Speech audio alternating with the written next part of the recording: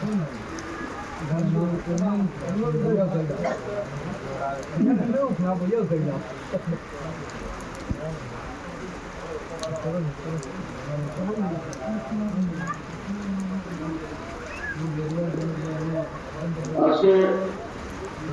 ইন্ডিয়ার জন্য আয়োজিত খাওয়াবে পঞ্চায়েতের কংগ্রেস সিপিএম অর্থাৎ ইন্ডিয়া জোটের প্রার্থীদের সমর্থনে এই নির্বাচনী প্রচার সভা, এই প্রচার সভায় সভাপতি মন্ডলী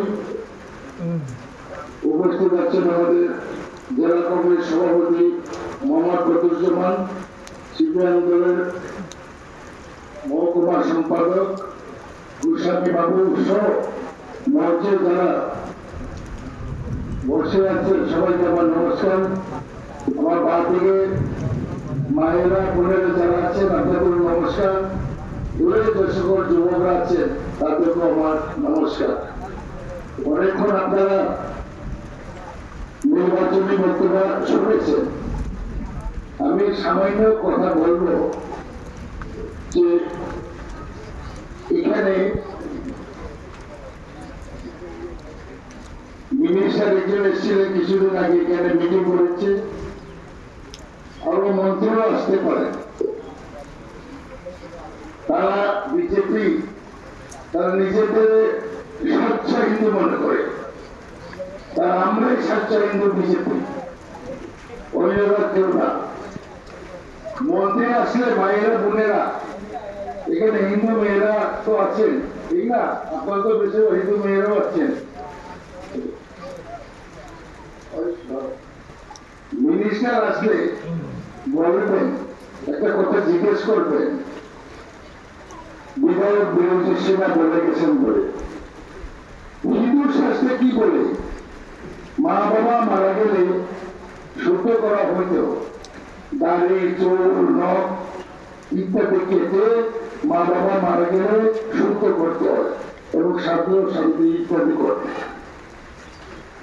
নরেন্দ্র ভাই মোদী দেশের প্রধানমন্ত্রী, তাই নিজে মনে করেন আমি সবচেয়ে বড় হিন্দু। ওনার মা মারা গেলেন প্রধানমন্ত্রী নরেন্দ্র ভাই মোদী, তাহলে চোর দাঁড়িয়ে কাটছিল নি, টিভিতে দেখছেন নি, আলোচনা অবস্থায় দেখছেন না, এখন উনি সুস্থ হয়নি। উনি আমার নিজেকে বড় বড় হিন্দু বলছেন। মিনিস্টারকে কেন প্রধানমন্ত্রী মা মারা যাওয়ার পরে ওনার চোর দাঁড়িয়ে কাটলো না কেন? এবং শুদ্ধ হাত দিয়া রামের মূর্তি উদ্বোধন করবো, চক্ষু দান করবো। আরে বাবা, ভারতবর্ষের মধ্যে কত বড় বড় হিন্দুদের সাধু সন্ত রয়েছে, তাহলে সুযোগ দিলেন না। আমি আমার নিজের হাতে রামের চক্ষু দান করবো। এবং অনেক সাধু সন্ত যারা রয়েছে ভারতের প্রতিবাদ করেছে এবং অনেকে জাননি, গেছে কারা, সিনেমা নায়ক নায়িকা ইত্যাদি বিজেপি নেতারা গেছে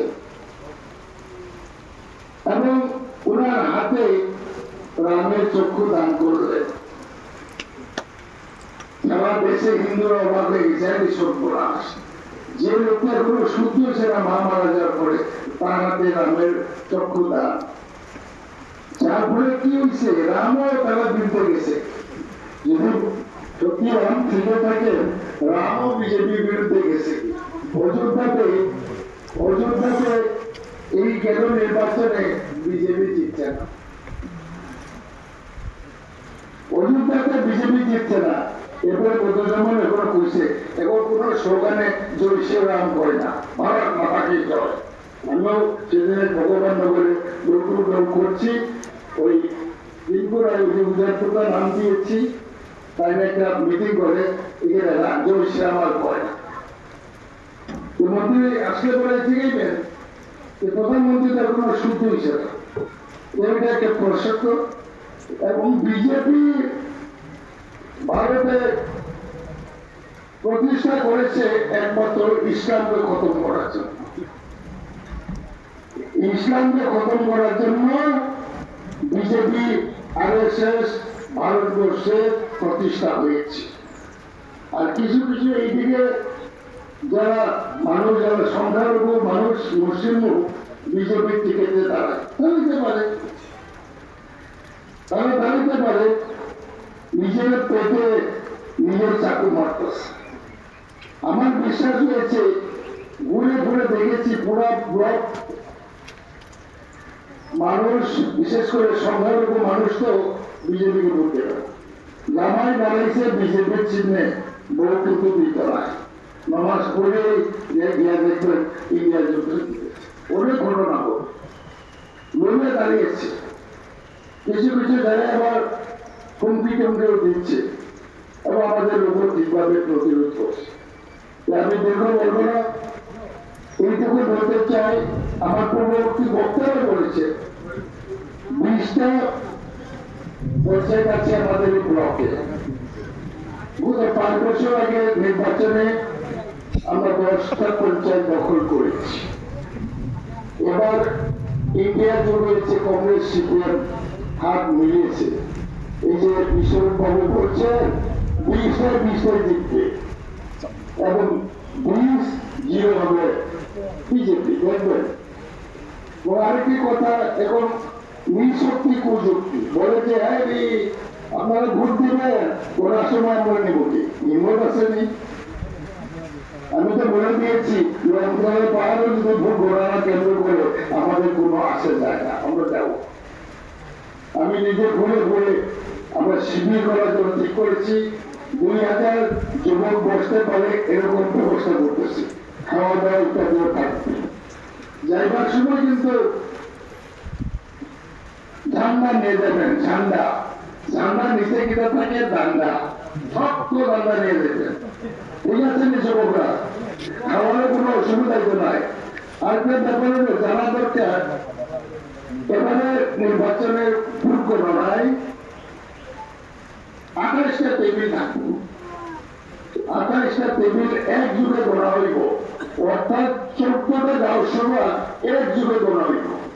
এরপরে ওইরও কোটা আরো 6টা, সুতরাং সন্ধ্যার আগেই গণনা কমপ্লিট। অন্যান্য তো আমরা সকাল থেকে সারা রাত্র 12টা পর্যন্ত আমরা বসে থাকতে হয়েছে।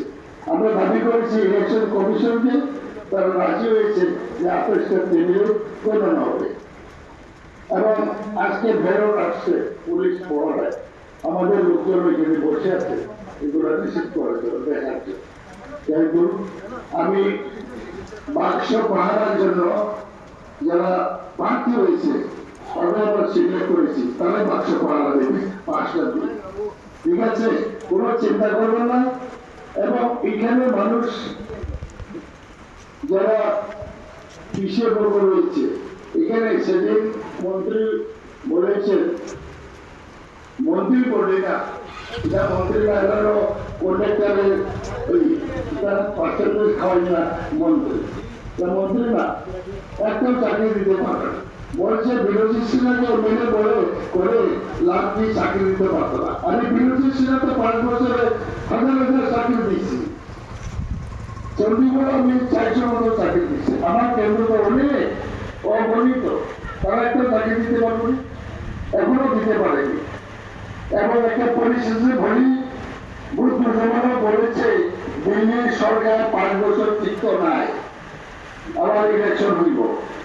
দিল্লিতে যদি বিজেপি পড়ে যায়, ত্রিপুরাতে বিজেপি সরকার থাকবে না, এই কথা আমি বলছি। এবং এই নির্বাচনে জেলা পরিষদ সমিতি পঞ্চায়েতে যারা দাঁড়িয়েছেন সবাইকে আমাদের ইন্ডিয়া যুগের পক্ষে ভোট দিয়ে বিপুল ভোটে যুক্ত করে আপনাদের সেবার সুযোগ দেবেন।